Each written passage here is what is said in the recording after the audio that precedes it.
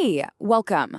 Today, we are diving deep, like really deep, into the hidden architecture of logic itself.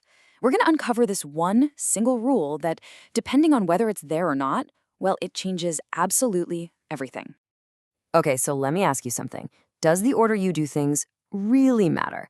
I mean, think about your morning routine. Do you brush your teeth before your coffee or after? What about, putting on your socks before your shoes? Obviously, right? In our lives, sequence can be everything. Well, it turns out that same exact question is a huge deal in the world of formal logic.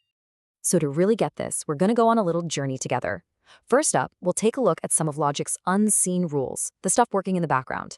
Then we'll meet the star of our show today, the exchange rule. After that, we'll see what happens when it just vanishes. We'll explore the brand new, ordered world that pops into existence because of that, and finally, we'll hunt for some real-world examples. All right, let's get into it. Section 1, Logic's Unseen Rules. So, every logical system has, well, you can think of it like its own background physics, right? These are the fundamental assumptions about how everything works. And today we're zoning in on a really special family of these systems. They're called substructural logics. So what is a substructural logic? Basically, it's any system where someone decided to mess with those background physics. They take one of these super basic, everybody assumes this rules of the game, things like exchange or weakening or contraction, and they either put some limits on it or they just get rid of it altogether. And trust me, it's in this kind of experimental sandbox that things start to get really interesting. Okay, on to section 2, the power of exchange. Now we're going to zoom right in on the one rule we're here to talk about. This is the main character of our story today, this incredibly powerful force that basically decides whether order matters or not. And here it is, the exchange rule.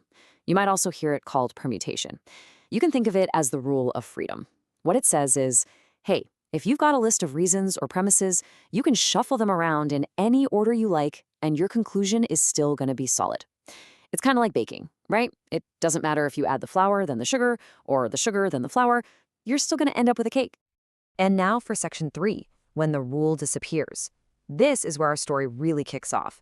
So what if we just take that rule away? What happens if we decide, nope, you can't just shuffle your logical ingredients around anymore? And wow, the difference is just night and day. Look here, on the left, with the exchange rule in place, proving something from A, then B, is exactly the same as proving it from B, then A. The order just doesn't matter. But then you look to the right, where we've gotten rid of that rule, and they are not the same thing at all. All of a sudden, sequence is absolutely critical. So that brings us to section 4, a new ordered world. You've got to understand, by getting rid of just that one little rule, we didn't just tweak the system a little bit. Oh no, we've basically opened a portal to a whole new logical universe.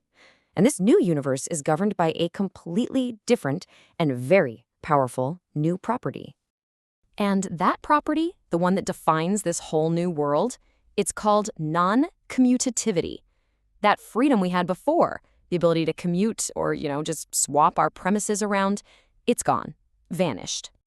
Yeah, so non-commutativity is just the fancy, formal name for this whole situation we've created. It means we're in a world where the order of your arguments, the sequence you lay out your formulas in, it's now a crucial part of the logic itself. You literally can't ignore it. And look, this isn't just some abstract philosophical change. It creates these massive ripple effects that change the actual mechanics of how logicians build proofs. For example, there's this thing called a proof net. Think of it like a visual blueprint for a logical argument. Well, in this new world, you have to completely redesign those blueprints with new rules. And then there's this super important process for simplifying proofs called cut elimination. Well, it starts to get all unpredictable. The fundamental machinery, the actual tools these folks use every day, they all have to be totally re-engineered for this new ordered reality. It's a huge deal. And check this out. This quote from the source material really shows you just how fundamental this one rule is. It's basically saying that if you take classical logic, the standard stuff, and you just take out the exchange rules, you pretty much end up with a whole other major system called intuitionistic logic. I mean, that is a wild statement about the power packed into this one single rule. Okay, let's move on to our last section, examples in the wild. Because this stuff isn't just some theoretical game that logicians play. Nope. People have built entire practical systems based on this exact principle of order. So here are just a handful of them. You've got these really foundational systems like Abrishis and Yetter's logics, but then you have something like the Lambek calculus. Now this is cool. It's actually used in computational linguistics to figure out sentence structure. Why? Because in any human language, dog bites man is obviously a very different story from man bites dog. The order is everything.